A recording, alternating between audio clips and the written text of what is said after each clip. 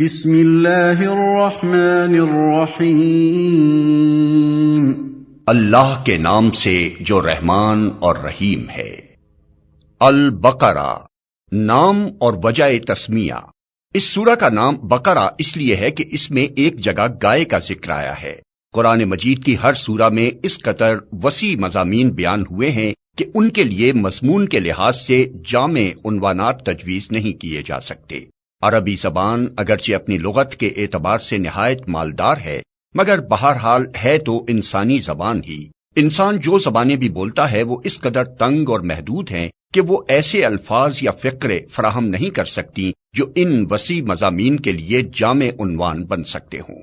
اس لیے نبی صلی اللہ علیہ وسلم نے اللہ تعالیٰ کی رہنمائی سے قرآن کی بیشتر صورتوں کے لیے عنوانات کی بجائے نام تجویز فرمائے جو محض علامت کا کام دیتے ہیں۔ اس لیے سورہ کو بقرہ کہنے کا مطلب یہ نہیں ہے کہ اس میں گائے کے مسئلے پر بحث کی گئی ہے، بلکہ اس کا مطلب صرف یہ ہے کہ وہ سورہ جس میں گائے کا ذکر آیا ہے۔ زمانہ نزول۔ اس سورت کا بیشتر حصہ ہجرت مدینہ کے بعد مدنی زندگی کے بالکل ابتدائی دور میں نازل ہوا ہے، اور کمتر حصہ ایسا ہے جو بعد میں نازل ہوا اور مناسبت مضمون کے لحاظ سے اس میں شامل کر دیا گیا۔ حتیٰ کہ سود کی ممانعت کے سلسلے میں جو آیات نازل ہوئی ہیں وہ بھی اس میں شامل ہیں، حالانکہ وہ نبی صلی اللہ علیہ وسلم کی زندگی کے بالکل آخری زمانے میں اتری تھی۔ سورہ کا خاتمہ جن آیات پر ہوا ہے وہ ہجرت سے پہلے مکے میں نازل ہو چکی تھیں، مگر مضمون کی مناسبت سے ان کو بھی اسی صورت میں ضم کر دیا گیا ہے۔ شان نزول۔ اس سورت کو سمجھنے کے لیے پہلے اس کا تاریخی پس منظر اچھی طرح سمجھ لینا چاہیے۔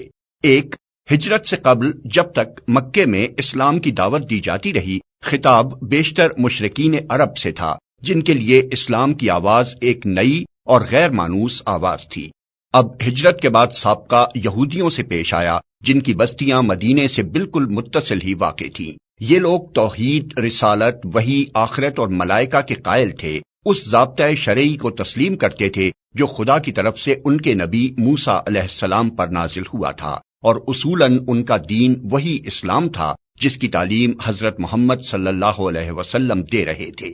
لیکن صدیوں کے مسلسل انحطاط نے ان کو اصل دین سے بہت دور ہٹا دیا تھا۔ اس وقت حضرت موسیٰ کو گزرے ہوئے تقریباً 19 صدیاں گزر چکی تھیں۔ اسرائیلی تاریخ کے حساب سے حضرت موسیٰ علیہ السلام نے 1272 قبل مسیح میں وفات پائی، اور نبی صلی اللہ علیہ وسلم 610 بعد مسیح میں منصب نبوت پر سرفراز ہوئے۔ ان کے عقائد میں بہت سے غیر اسلامی عناصر کی آمیزش ہو گئی تھی جن کے لیے تورات میں کوئی سند موجود نہ تھی۔ ان کی عملی زندگی میں بکثرت ایسے رسوم اور طریقے رواج پا گئے تھے جو اصل دین میں نہ تھے اور جن کے لیے تورات میں کوئی ثبوت نہ تھا۔ خود تورات کو انہوں نے انسانی کلام کے اندر خلط ملط کر دیا تھا، اور خدا کا کلام جس حد تک لفظاً یا معناً محفوظ تھا اس کو بھی انہوں نے اپنی منمانی تعویلوں اور تفسیروں سے مسخ کر رکھا تھا۔ دین کی حقیقی روح ان میں سے نکل چکی تھی، اور ظاہری مذہبیت کا محض ایک بے جان ڈھانچہ باقی تھا جس کو وہ سینے سے لگائے ہوئے تھے۔ ان کے علماء اور مشائخ، ان کے سرداران قوم اور ان کے عوام سب کی اعتقادی، اخلاقی اور عملی حالت بگڑ گئی تھی، اور اپنے اس بگاڑ سے ان کو ایسی محبت تھی کہ وہ کسی اصلاح کو قبول کرنے پر تیار نہ ہوتے تھے۔ صدیوں سے مسلسل ایسا ہو رہا تھا کہ جب کوئی اللہ کا بندہ انہیں دین کا سیدھا راستہ بتانے آتا تو وہ اسے اپنا سب سے بڑا دشمن سمجھتے اور ہر ممکن طریقے سے کوشش کرتے تھے کہ وہ کسی طرح اصلاح میں کامیاب نہ ہو سکے۔ یہ لوگ حقیقت میں بگڑے ہوئے مسلمان تھے جن کے ہاں بدعتوں اور تحریفوں، منہ شگافیوں اور فرقہ بندیوں، استخاں گیری اور مغز افغنی، خدا فراموشی اور دنیا پرستی کی بدولت انحطاط اس حد کو پہنچ چکا تھا کہ وہ اپنا اصل نام مسلم تک بھول گئے تھے، محض یہودی بن کر رہ گئے تھے، اور اللہ کے دین کو انہوں نے محض نسل اسرائیل کی آبائی وراثت بنا کر رکھ دیا تھا۔ پس جب نبی صلی اللہ علیہ وسلم مدینہ پہنچے تو اللہ تعالیٰ نے آپ کو ہدایت فرمائی کہ ان کو اصل دین کی طرف دعوت دیں۔ چنانچہ سورہ بقرہ کے ابتدائی 15-16 رکوع اسی دعوت پر مشتمل ہیں۔ ان میں یہودیوں کی تاریخ اور ان کی اخلاقی و مذہبی حالت پر جس طرح تنقید کی گئی ہے، اور جس طرح ان کے بگڑے ہوئے مذہب و اخلاق کی نمایاں خصوصیات کے مقابلے میں حقیقی دین کے اصول پہلو بپہلو پیش کیے گئے ہیں، اس سے یہ بات بالکل آئینے کی طرح واضح ہو جاتی ہے کہ ایک پیغمبر کی امت کے بگاڑ کی نوعیت کیا ہوتی ہے۔ رسمی دینداری کے مقابلے میں حقیقی دینداری کس چیز کا نام ہے، دین حق کے بنیادی اصول کیا ہیں، اور خدا کی نگاہ میں اصل اہمیت کن چیزوں کی ہے۔ 2. مدینہ پہنچ کر اسلامی دعوت ایک نئے مرحلے میں داخل ہو چکی تھی۔ مکہ میں تو معاملہ صرف اصول دین کی تبلیغ اور دین قبول کرنے والوں کی اخلاقی تربیت تک محدود تھا، مگر جب ہجرت کے بعد عرب کے مختلف قبائل کے وہ سب لوگ جو اسلام قبول کر چکے تھے ہر طرف سے سمٹ کر ایک جگہ جمع ہونے لگے اور انصار کی مدد سے ایک چھوٹی سی اسلامی ریاست کی بنیاد پڑ گئی، تو اللہ تعالیٰ نے تمدن، معاشرت، معیشت، قانون اور سیاست کے متعلق بھی اصولی ہدایات دینی شروع کی اور یہ بتایا کہ اسلام کی اساس پر یہ نیا نظام زندگی کس طرح تعمیر کیا جائے۔ اس سورت کے آخری 23 رکوع زیادہ تر انہی ہدایات پر مشتمل ہیں جن میں سے اکثر ابتدا ہی میں بھیج دی گئی تھیں اور بعض متفرق طور پر حسب ضرورت بعد میں بھیجی جاتی رہیں۔ 3. ہجرت کے بعد اسلام اور کفر کی کشمکش بھی ایک نئے مرحلے میں داخل ہو چکی تھی۔ ہجرت سے پہلے اسلام کی دعوت خود کفر کے گھر میں دی جا رہی تھی اور متفرق قبائل میں سے جو لوگ اسلام قبول کرتے تھے وہ اپنی اپنی جگہ رہ کر ہی دین کی تبلیغ کرتے اور جواب میں مصائب اور مظالم کے تختہ مشق بنتے تھے۔ مگر ہجرت کے بعد جب یہ منتشر مسلمان مدینہ میں جمع ہو کر ایک جتھا بن گئے اور انہوں نے ایک چھوٹی سی آزاد ریاست قائم کر لی تو صورتحال یہ ہو گئی کہ ایک طرف ایک چھوٹی سی بستی تھی اور دوسری طرف تمام عرب اس کا استحصال کر دینے پر تلا ہوا تھا۔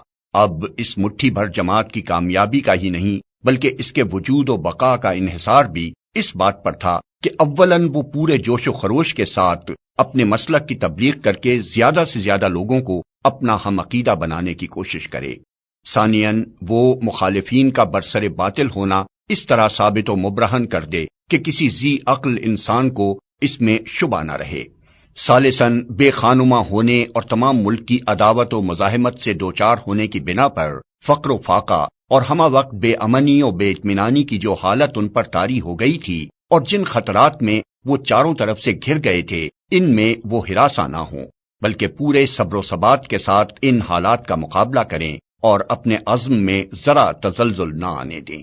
رابعاً وہ پوری دلیری کے ساتھ ہر اس مسلح مزاحمت کا مسلح مقابلہ کرنے کے لیے تیار ہو جائیں جو ان کی دعوت کو ناکام کرنے کے لیے کسی طاقت کی طرف سے کی جائے، اور اس بات کی ذرا پرواہ نہ کریں کہ مخالفین کی تعداد اور ان کی مادی طاقت کتنی زیادہ ہے۔ خامساً ان میں اتنی ہمت پیدا کی جائے کہ اگر عرب کے لوگ اس نئے نظام کو جو اسلام قائم کرنا چاہتا ہے فہمائش سے قبول نہ کریں تو انہیں جاہلیت کے فاسد نظام زندگی کو بزور مٹا دینے میں بھی تامل نہ ہو۔ اللہ تعالیٰ نے اس صورت میں ان 5 امور کے متعلق ابتدائی ہدایات دی ہیں۔ 4.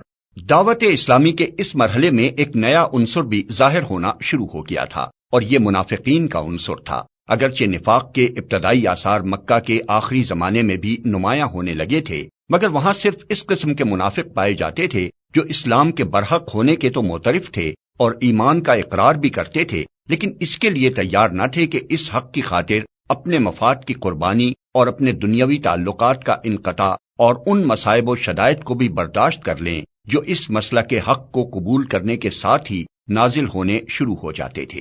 مدینہ پہنچ کر اس قسم کے منافقین کے علاوہ چند اور قسموں کے منافق بھی اسلامی جماعت میں پائے جانے لگے۔ ایک قسم کے منافق وہ تھے جو قطعاً اسلام کے منکر تھے اور محض فتنہ برپا کرنے کے لیے جماعت مسلمین میں داخل ہو جاتے تھے۔ دوسری قسم کے منافق وہ تھے جو اسلامی جماعت کے دائرہ اقتدار میں گھر جانے کی وجہ سے اپنا مفاد اسی میں دیکھتے تھے کہ ایک طرف مسلمانوں میں بھی اپنا شمار کرائیں اور دوسری طرف مخالفین اسلام سے بھی ربط رکھیں تاکہ دونوں طرف کے فوائد سے متمتع ہوں اور دونوں طرف کے خطرات سے محفوظ رہیں۔ تیسری قسم ان لوگوں کی تھی جو اسلام اور جاہلیت کے درمیان متردد تھے۔ انہیں اسلام کے برحق ہونے پر کامل اطمینان نہ تھا مگر چونکہ ان کے قبیلے یا خاندان کے بیشتر لوگ مسلمان ہو چکے تھے اس لیے یہ بھی مسلمان ہو گئے تھے۔ چوتھی قسم میں وہ لوگ شامل تھے جو امر حق ہونے کی حیثیت سے تو اسلام کے قائل ہو چکے تھے مگر جاہلیت کے طریقے اور اوہام اور رسمیں چھوڑنے اور اخلاقی پابندیاں قبول کرنے اور فرائض اور ذمہ داریوں کا بار اٹھانے سے ان کا نفس انکار کرتا تھا۔ سورہ بقرہ کے نزول کے وقت ان مختلف اقسام کے منافقین کے ظہور کی محض ابتدا تھی، اس لیے اللہ تعالیٰ نے ان کی طرف صرف اجمالی اشارات فرمائے ہیں۔ بعد میں جتنی جتنی ان کی صفات اور حرکات نمایاں ہوتی گئیں، اسی قدر تفصیل کے ساتھ بعد کی صورتوں میں ہر قسم کے منافقین کے متعلق ان کی نوعیت کے لحاظ سے الگ الگ ہدایات بھیجی گئیں۔